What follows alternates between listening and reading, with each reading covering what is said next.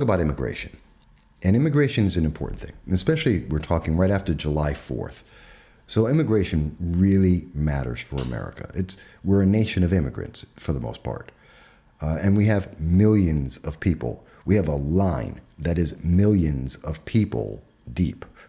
Every year, over 1 million people try to come to America and or come into America in the hopes of one day becoming American citizens.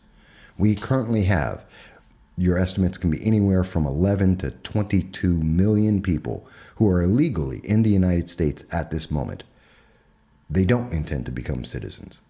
They are, by definition, by law, illegal aliens. They are not immigrants. They're not here to immigrate. They are illegal. They have broken the law. The law they broke is immigration law. They came into the United States without any documentation. This is something that I'm saying, and I have to emphasize because it seems that the 2020 Democratic candidates for president, as well as many of the Democrats in the party, the Democratic Socialists, the progressives like Progressive Leaders of Tomorrow, or otherwise known as PLOT, Citizen Action, Indivisible New York, essentially the fringe far left of America, seem to have no idea that being an illegal alien, having broken the law, willfully breaking the law of the United States, makes you an illegal alien. They think somehow that's immigration. It's not. It's not even close to being the same thing. But they say that.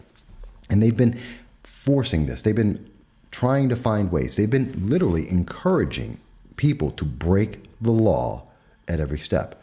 And we know this because we've seen this here in just looking at California, which is a sanctuary city, with Gavin Newsom, the governor of California. And we're looking at an article from the New York Times.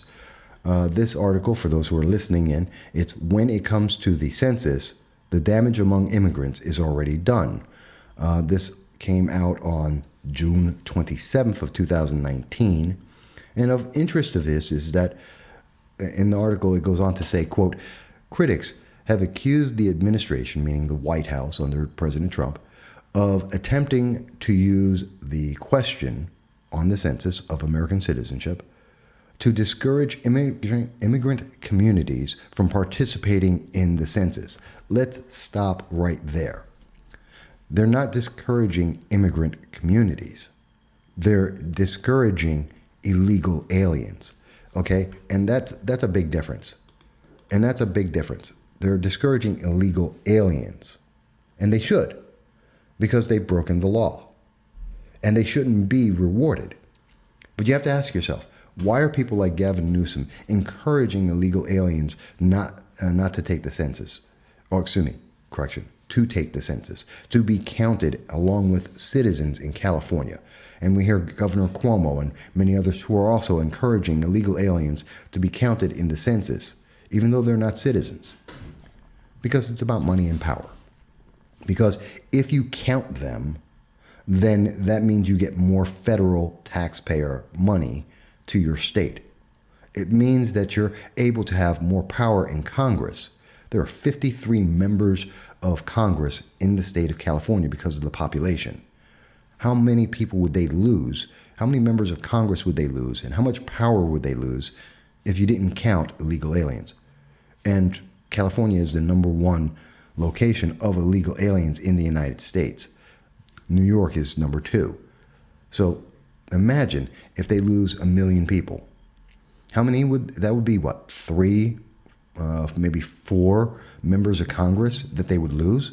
Votes that they would not be able to make, laws they would not be able to enact because they no longer had citizens counting to benefit them. How many tens of billions, hundreds of billions of dollars in taxpayer money is going to California because they count illegal aliens?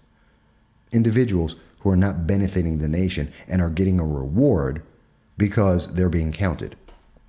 In New York State, it gets even worse. Because not only New York State, which is already losing population because of the bad policies enacted by Governor Cuomo, but it gets even worse when you look at it because New York is already going to lose 2 members of Congress. But how many more would we lose if we counted, again, if you didn't count the illegal aliens? In a state that has roughly 20 million people. How many people? Would it be 1 million? Would it be another 4 members of Congress? Would New York State lose 6 members of Congress? Imagine that. That would mean that New York State would go to 21 members of Congress. And the bluest of bluest states would lose massive power in Congress and the ability to affect laws throughout this nation. It would be huge. And it would lose billions, hundreds of billions of dollars in taxpayer funds from the federal government. And that's a big deal. And that's one of the reasons that we saw in New York passed a unwelcomed, unliked bill. They gave, it was called the Green Light Bill, and that allowed illegal aliens to be able to get driver's licenses. And it's something that a lot of the county clerks reject. And on screen, people are able to see, this is an article from the Washington Post. The title is, New York will give licenses to undocumented drivers. Some county clerks refuse to comply. Now, I want you to understand something. With the Green Light Bill, what that bill says is that they are willing to give what they call undocumented migrants, which the document missing is any authorization to legally be in the United States. They are illegal aliens. They are criminals who are actively avoiding prosecution by the law. So these are criminals, and they are giving them a reward of a driver's license. By the way, you can't get a job without having a social security number. And the thought is, well, if you give illegal aliens driver's licenses, they'll get insurance, and that will make them safer drivers. Except if they're going to and from work, and that's the reason why they have the driver's license, they can't work without committing fraud of having a social security number. So they've either stolen someone's social security number, or they have created a fake one, and they're using that. So they're committing fraud. So they're in the nation illegally, and they're committing fraud to be able to have a job to drive to and from. And then they have to pay insurance. How are they paying insurance? Because insurance is also based on legal citizenship. So they're breaking the law, and any accident they might be in is committing an insurance fraud, because the information they're using for that is fraudulent and based on a crime, which is the crime of entering the nation. So by doing what New York State has done, by giving driver's licenses to illegal aliens, they have, in effect, promoted crime. They're aiding and abetting criminals. This is what a sanctuary state does. They selectively pick laws to enforce, and they selectively allow other laws to go unenforced for the benefit of the state, both in terms of taxpayer money and also in terms of their political power. And that's what we're seeing here with New York State. And you have to take this into an understanding. These illegal immigrants, because they have a driver's license in New York State, also created by the single party, Democrats rule New York State. So that Democratic state government, state legislature, also passed the voter reforms that allow, and this allows, that a person with a driver's license can vote. So this is actually, when people talk about collusion and involving foreign nationals in U.S. elections, there is nothing more direct than saying, in New York State, as well as many other states, to say, you have a driver's license, that driver license automatically registers you to vote. You're an illegal alien, a foreign national who is not supposed to be in our nation, and you can go vote, and we may or may not catch that after the fact, and you can influence elections, from the presidential to Congress to local elections. Is that fair? It's definitely not legal. It is a problem. And yet we see our governor in New York, Governor Andrew Cuomo, has done this. And there are assembly members who passed this. And there are members of the state Senate who passed this. They were all Democrats that voted for this. One of them being Assemblywoman Donna Lupardo. And I will have Assemblywoman Donna Lupardo on. She was expected to be on July 9th. She has since canceled that interview. And we are looking forward to having that interview with Assemblywoman Donna Lupardo as soon as possible.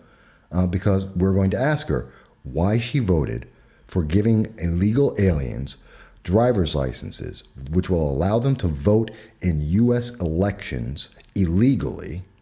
And this was something that in both April and June of 2019, polls stated about 60%, 50-60% of New Yorkers opposed doing this. So this violated the will of the public. Actively did not do her job of representing the public and voted against their will and their interests. And I don't know why. But this is important because this is all building, and I'm building here, and I want you to follow me. Because if you notice, we see that sanctuary states like California are actively trying to make sure people think of illegal aliens as immigrants, that they are actively trying to get them in the census so that benefits them. We see states like New York State that are actively giving driver's licenses as a reward to illegal aliens. Now, you say to yourself, well, why would they do all of that? Why would they do this? Because, quite simply, this is a benefit. This helps them. This is something they want to see happen. And it's going to help, they believe, their efforts in elections. So, and that kind of leads us to the next part of this puzzle that I'm putting together to you about immigration and how this is affecting our nation. Excuse me 1 second. Screen's going crazy. There we go. And that brings us to the next piece of this. So let's see Alexandria Ocasio-Cortez, as in reported by The Hill.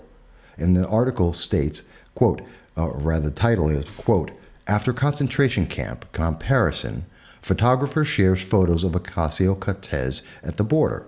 And this was published on June 25th of 2019. It didn't get a lot of attention at the time, but let's think about what that's all about. Because back on the 25th, at the same time, Gavin Newsom is trying to find a way to get illegal aliens counted in the census.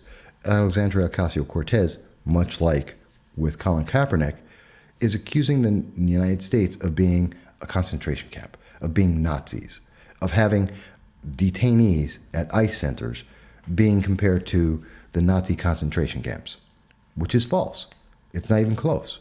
It's not even close. But you know what's the thing that's most aggravating about that? The thing that can really piss people off is that when you actually look at the photos and what she was doing to manipulate the emotions of the public, to make people think that there really is some kind of issue going on here, an issue that's bigger and worse in her mind than it actually is. Look at the photos. And again, this is in The Hill. It's been published. You've probably seen it on Facebook. You've probably seen it on all kinds of social media. The images that you can see, and they're on the screen right now for those who are looking at the video, that's Alexandria Ocasio-Cortez looking like she's deeply troubled, staring at a parking lot, an empty parking lot. She's trying to say, so the image that you mostly would see would probably be the one on the left at the top, and on the bottom at the right is the one where she's crying and outraged.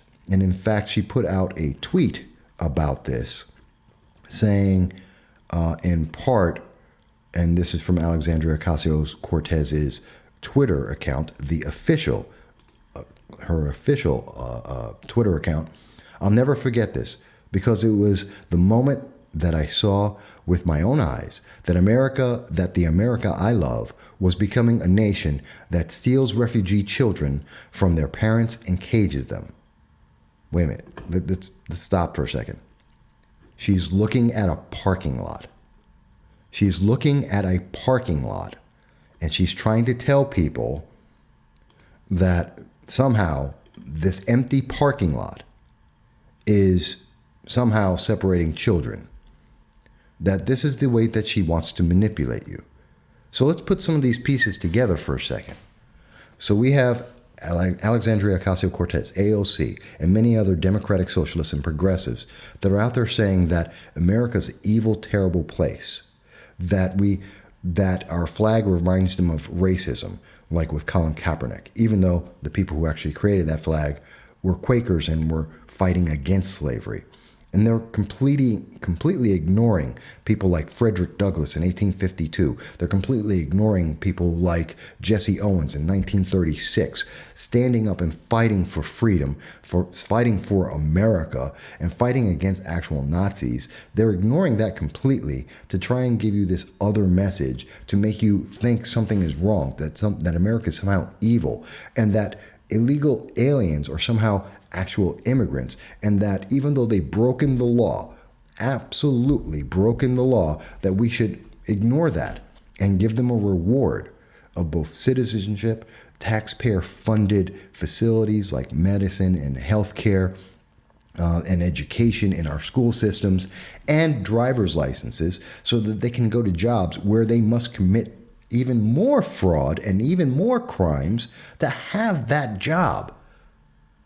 And this is a problem. This is a problem. Do you see the problem that's here? But it gets worse. Because it gets worse. Because they try and tell you, and I'm sure you've seen many, many articles of late in the last month that have been talking about, well, there have been kids who've been killed on the border. You had three women three children and a mother who were dead on the border of El Paso in Texas. We had a man and a young child that were dead in the water at one of the border crossings. Okay, and they're telling you, oh my God, this is epic. This is epidemic levels of kinds of loss. And the actual reality is, if you actually look it up, which I have, and if you look at the list of deaths in ICE custody, and this comes directly from ICE, and this is from the period of October 1st, 2003, which is right after ICE was created, until June 5th of 2017. Well, you see some very interesting things. Because a lot of the recent deaths that are being attributed to ICE, people being in ICE custody, were for old age, were for people with cancer, for people who had AIDS, and for people who committed suicide. So you're not seeing a lot of problems where someone was abused. In fact, you're not seeing cases of abuse. You're not seeing cases where people were starved to death, that they died because they failed to get medical treatment. You see people with terminal illnesses that are coming from countries like Venezuela and Honduras, and they're entering America illegally, Guatemala. And they're entering the United States illegally, and they're dying because the trip that they're making, some 2,500 miles to go to California. Mind you, they could go 1,500 miles to ports in Texas and be entering the United States and make a claim for asylum legally. And they could do that, and it would save them over 1,000 miles in their travels. But instead, they're going to California, which is a state that is welcoming and has a virtual no border mentality from their governor, where they're welcoming and inviting these people to come into their state. And that's why they're going an extra 1,000 miles. But remember, if you're coming from Venezuela, if you're coming from Honduras, if you're coming from Guatemala with a child, you have no food that you're carrying. Look at the caravans. We've seen them. 15,000 people at a time, many of them with children. And what do you see? There's no backpacks. They have no supplies. They're traveling without water or food. They're traveling 1,500, 2,500, 2,700 miles to come into America, traveling through several countries and open land with no defenses. They don't have clothing. They don't have shelter. They don't have food. They're doing this to children. They're taking children on this trip. If you or I in America tried to take our kid half a mile down the road to the store, and that kid didn't get enough food, if his clothes weren't correct, if he didn't get a bath, guess what? You know what would happen. You'd be up on charges of child abuse. This is what's being promoted. They're encouraging people to come to California, to come to New York State, to sanctuary states, dragging children along with them, abusing those children. That's what it is. It's abuse. Because those kids have no food. They have no guarantee of food, water, or shelter. And even if they were to make it into America, which is not guaranteed, they have no promise of food, water, or shelter unless they get caught by ICE officials. And then America tries to take care of them as the best they can. And as we have reported many times, we're seeing that because these nations and these travels are so dangerous, people are coming into America without immunizations. And we see that 6,500 cases, according to the CDC, 6,500 cases of measles has broken out in Venezuela. And we see mumps and measles, 10,000 new cases just in the past year have come in Brazil. And we're seeing South America be affected by this. And all across the southern borders, we're seeing increases of these kinds of diseases that are now entering into the United States. And suddenly we're having a rash of cases where illegal immigrants, where we've seen that they have been isolated in over 35 detention centers because of diseases, communicable diseases that they have to protect the rest of the American public. About 900 individuals, if I remember that correctly. And we're trying to protect America from these diseases of individuals who are coming across our borders. And then people are screaming, well, ICE is so bad because people are dying. And they're not dying. And these aren't unknown numbers. We've seen this happen before under President Obama in 2009, 2011, 2012. Again, we have the data. It's here. And these numbers are down from 2003, 2004, 2005. But we have it. And look at the natural causes that I have on the screen. The causes of death on the screen. We have people who were born in 1989, 1976, 1969, 1967, 1965. We have individuals who are in their 50s and 60s who have traveled on foot thousands of miles without food, water, or shelter, or proper amounts of food, water, and shelter. And they're dying. They're dying from natural causes. They're dying from complications of pulmonary tuberculosis. They're dying from hypertensive cardiovascular disease. That's a heart attack. They're dying from sudden cardiac death. That's a heart attack. They're committing suicide. They're dying from rabies. I mean, this is what we see here. And these are things, and this is in 2013, the cases that I'm speaking about right now.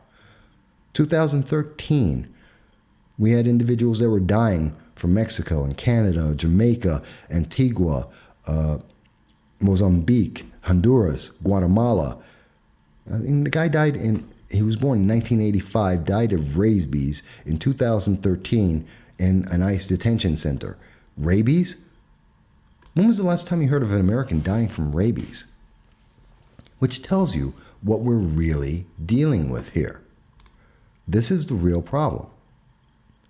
And we see that even if we were to look currently, in April 2018, there are a couple of people who have had, and ICE has to report this, and they are reporting this information. The U.S. Immigration and Customs Enforcement, that's ICE, do report the deaths of detainees. But this isn't some kind of massive outbreak. We're not talking about hundreds of thousands of people as Alexandria Ocasio-Cortez and Gavin Newsom and Governor Cuomo, that they would make you want to believe. That's not what's happening. Individuals, yeah, some of them do die. And given the fact that they're dying from heart attacks at 50, 60, 70, I've seen another individual that was 80 years old after traveling 2,500 miles without food, water, or clothing. Yeah, I'm not surprised. But that brings us back to the question, why would anyone, 50, 60, 70-year-old people, we're not talking about athletes and sports, we're talking about just regular people. You would imagine if you had to go 2,500 miles over open, rough terrain without guarantee of food, water, clothing, or shelter. And after the end of 2,500 miles, you then go through a desert which is most of the southern border of the United States, and go through that scrub brush to finally run into an ICE officer who then takes you to a detainee center where you can get medical aid. Do you think you might have some heart issues? That you might have some medical issues? You might have some malnourishment? You think you might die because you'd be weak? Because that's what's happening. And that's grown adults. Amazingly, we're not seeing more children die while going through this very same process. But they say this to make you wonder. And now it gets really bad. Okay, so we understand they're inviting the illegal aliens into the nation to commit crimes, which is what they're doing. They're aiding and abetting them in doing this.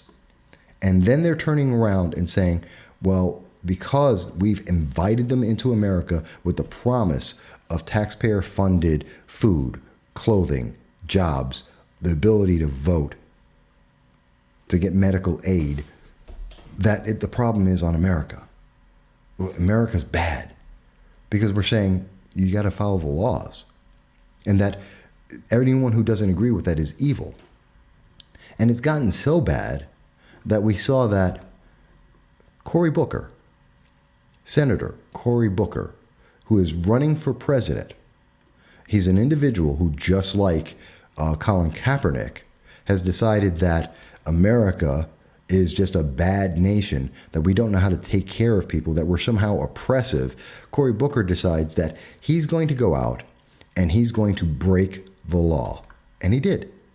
Cory Booker went into Mexico. He is a United States senator, and he went into a foreign nation, Mexico, and he took with him several, they call them migrants, but quite honestly, illegal aliens who had already been kicked out of America because they were illegally in the United States. And he took several of them, 5 women, as it reported by Newsweek on July 4th, that on July 4th, the celebration of our nation, Cory Booker broke the law by going into Mexico, finding individuals, and taking them into America, not to a detention center, but to other facilities.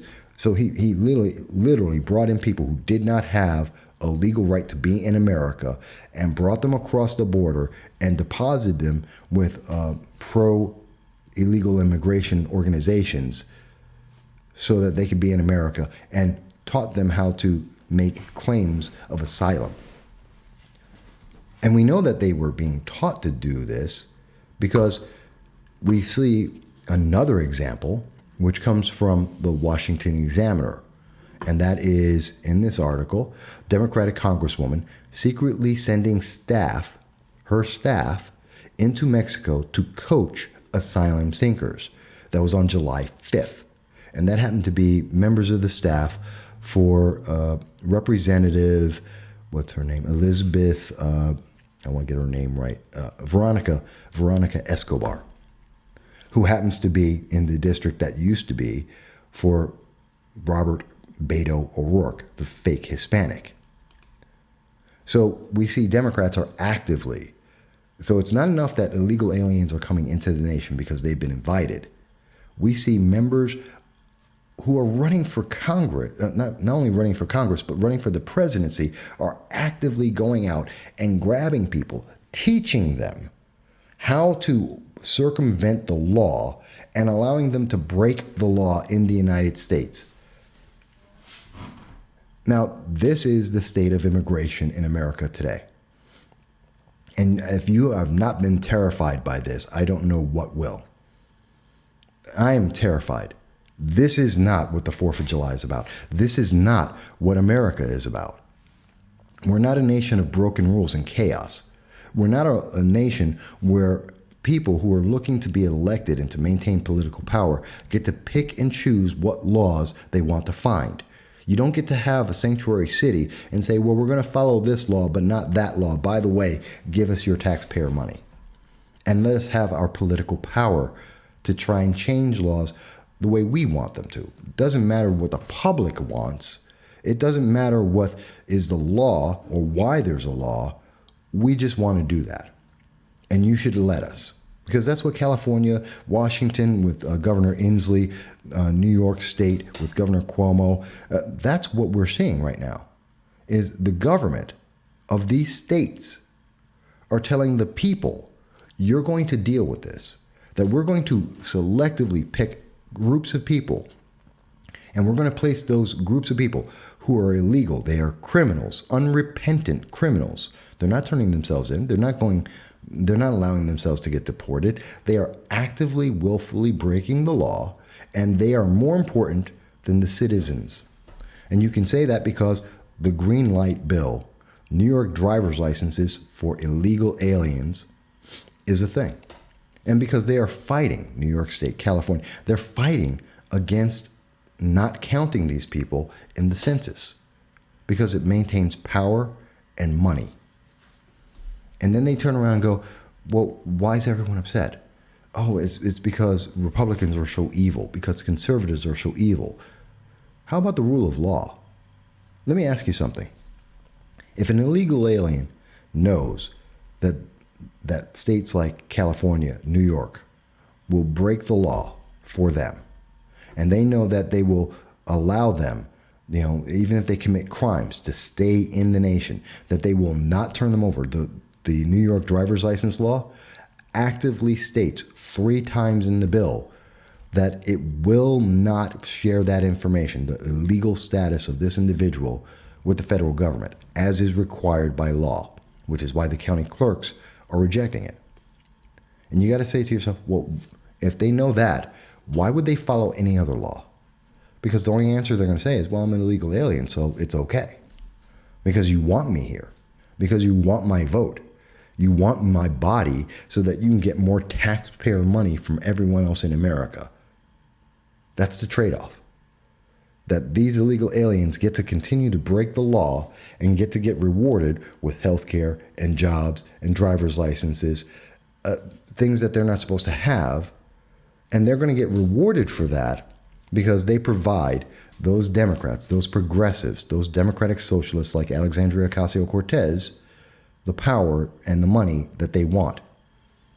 And for all of that, they're going to exchange it, and they turn around to you and say, and if you don't like it, you're a racist. You are the problem.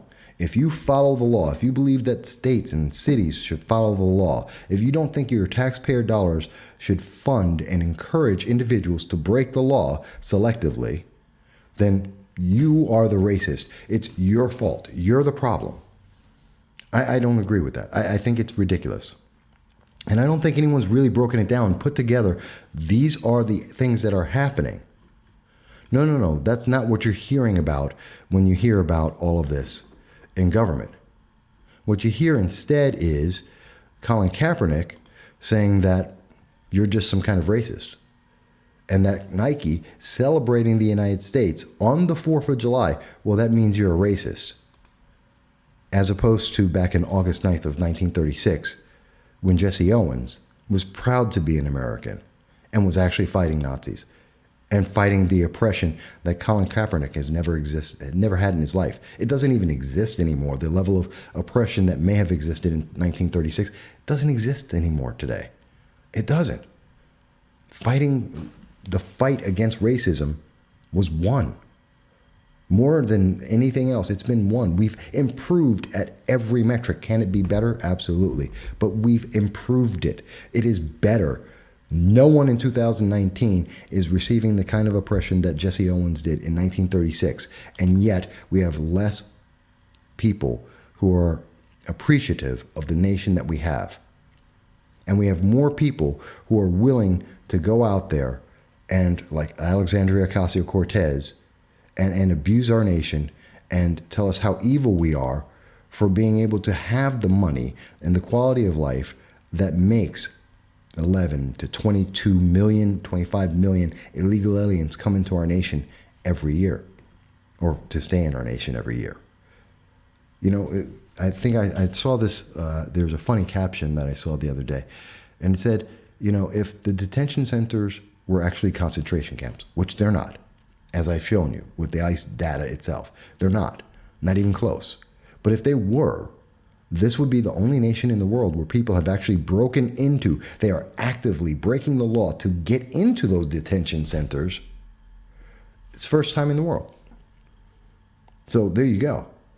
That should tell you something about how great America is and how off people like the Democratic Socialists, the Progressive Leaders of Tomorrow, otherwise known as PLOT, the Citizen Action, the Indivisible New York, how wrong they are. Because they don't seem to get it. That people are breaking into this nation, breaking the law to get into these detention centers that they want to make people believe and feel emotionally like they're concentration camps when they're not. And members of Auschwitz know that. Survivors of Auschwitz, excuse me. And why the government of Poland asked Alexandria Ocasio-Cortez to go to Poland to see the concentration camps so that she would actually understand what the difference is. And she, of course, said no. But what does that all lead up to? What does this all bring us to? What is the end result of all of this? Of watching sanctuary states invite illegal aliens to break our law, to selectively pick and choose which laws they're going to have, to demand that you, the taxpayer, pay for them breaking the law, for giving rewards like driver's licenses and jobs to illegal aliens. What is the end result? The end result is that we get to see the polling, and we get to see which candidates are winning and losing in the elections. And at the moment, we see that people like Kamala Harris, Elizabeth Warren, they're winning. We've seen that Joe Biden has gone from a commanding lead with he was ahead by 15 points. But the old white rich man has been dropping. His time is over. That Bernie Sanders, who had been on second place consistently, is now dropping because he is an old white rich man, even though he claims to be a socialist. And he's losing favor. And instead, we have Kamala Harris, who's running up. We see Elizabeth Warren moving forward. We see those are the four people who are really having an impact because they're promising everything. If you want to be an illegal alien, don't worry. Elizabeth Warren, Kamala Harris, they're going to take care of you. It's okay to have a sanctuary city. In fact, they believe it's important. Oh, you have college debt? Don't worry. It's going to disappear. They're going to wipe that out. I don't know who's going to pay for it. And you know who's going to pay for it? You are. Did you pay for your college education already? Guess what? You're going to pay for someone else's. You don't go to college? You're going to pay for someone else to go to college. That isn't related to you. That isn't one of your kids. You're going to pay for it in your taxes because the money isn't just disappearing. And as much as Alexandria Ocasio-Cortez says we should just print money and turn ourselves into a banana republic to devalue the money and get rid of the quality of life of America, because that's what it means. I mean, she studied economics in college. You would think she would know that's what that means. But no, she doesn't. But that's what we're seeing. The Democratic candidates for 2020, they're promising everything. They're giving nothing. And the backbone of everything is based on immigration. Because if you have the ability to control how many people are coming into the nation illegally, and you have the ability to count those people in your advantage, as counted as citizens, you get more taxpayer money, you get more power, you get more ability to abuse the system and to enslave, literally, it winds up enslaving every other American, economically as well as politically.